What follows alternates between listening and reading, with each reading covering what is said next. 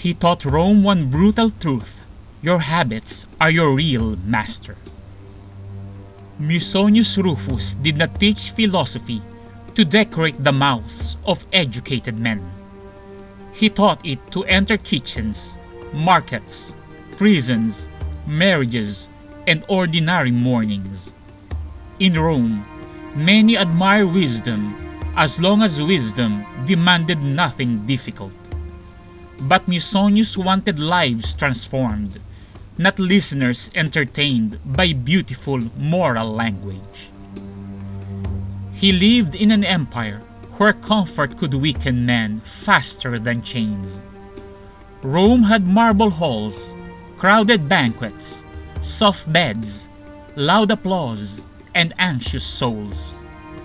Power dressed itself in purple, while fear whispered behind curtains and columns. Musonius saw that luxury often trains people to need what enslaves them. Lesson 1 is that philosophy must be lived before it can be trusted. A beautiful sentence becomes worthless when anger, hunger, insult, or temptation arrives. Musonius believed the true student was not proven by clever answers. He was proven when ordinary pressure revealed whether wisdom had reached conduct. Lesson 2 is that character is built before crisis, not during crisis. A man does not suddenly become brave when danger opens the door. He becomes what his food, speech, work, restraint, and solitude train quietly. The soul rehearses its future every day before the trial ever appears. Students came to him wanting wisdom without losing the habits that weakened them. They wanted noble thoughts while still serving comfort like a hidden emperor. They wanted freedom while feeding appetites that made their own bodies command them. So Musonius dragged philosophy down from marble words into bread, sleep, and speech. Lesson 3 is that simplicity makes a person harder for life to threaten. The one who needs little cannot be easily bought, frightened, or controlled. Luxury promises freedom, then quietly makes the soul afraid of every discomfort. Musonius chose less because excess often becomes a chain with golden links. Lesson 4 is that strength begins when the body stops ruling the soul. He did not hate the body, but refused to let it command. Food, clothing, pleasure, sleep, and ease had to kneel before trained reason. The disciplined person becomes calm because desire no longer gives every order. This is why his teaching cuts so deeply into the modern life. People say they want peace while training restlessness through endless small surrender. They call weakness self-care, distraction recovery, and appetite honesty when discipline hurts. Musonius would ask whether comfort is healing you or secretly governing you. Lesson 5 is that speech reveals whether wisdom has reached the heart.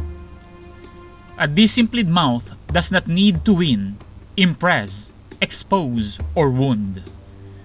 Musonius knew careless words could uncover a soul still ruled by vanity. The wise person speaks cleanly, speaks slowly, and refuses cruelty disguised as truth. Lesson 6 is that hardship can become training when received with reason. Exile, poverty, insult, and discomfort were not pleasant, but they were teachers. Musonius was banished from Rome, yet refused to let exile own him. A place can be taken away, but not the character carried within. When tyrants feared philosophers, They feared men whose souls could not be purchased. A soldier may guard a gate, but cannot imprison an inwardly governed mind. Musonius lost comfort, safety, and position, yet kept the harder possession intact. He showed that exile only defeats the person already homeless inside himself. Lesson 7 is that family life is also a school for character. A man may sound wise in public, then fall beside those closest. Patience, loyalty, justice, restraint, and tenderness are tested most inside ordinary homes. Musonius made philosophy enter marriage, children, labor, and duties no crowd celebrates.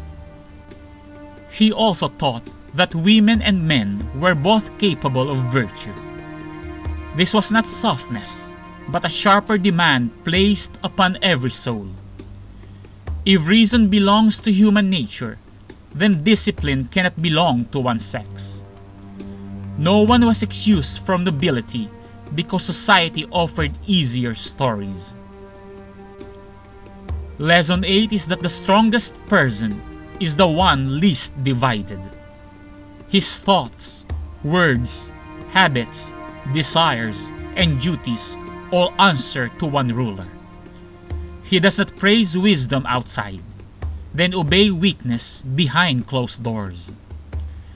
Musonius called people back to wholeness, where private life stops contradicting truth. The teacher of Epictetus left no throne, army, palace, or imperial statue. He left a harder inheritance than power, the demand to become real. His classroom was every appetite resisted, every insult endured, every duty completed. His lesson survives wherever someone chooses discipline when no one is watching. Modern life does not lack information, but it starves for formed character. People collect quotes, books, podcasts, and advice while repeating the same weakness. Musonius exposes the lie that wisdom belongs mostly to thinking and feeling. The silent path begins when truth becomes visible in the smallest conduct.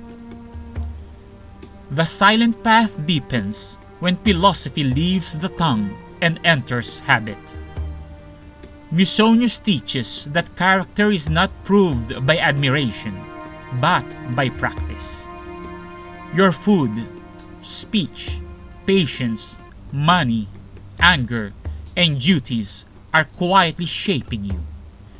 Live simply, govern yourself, and your ordinary life will become your strongest teaching.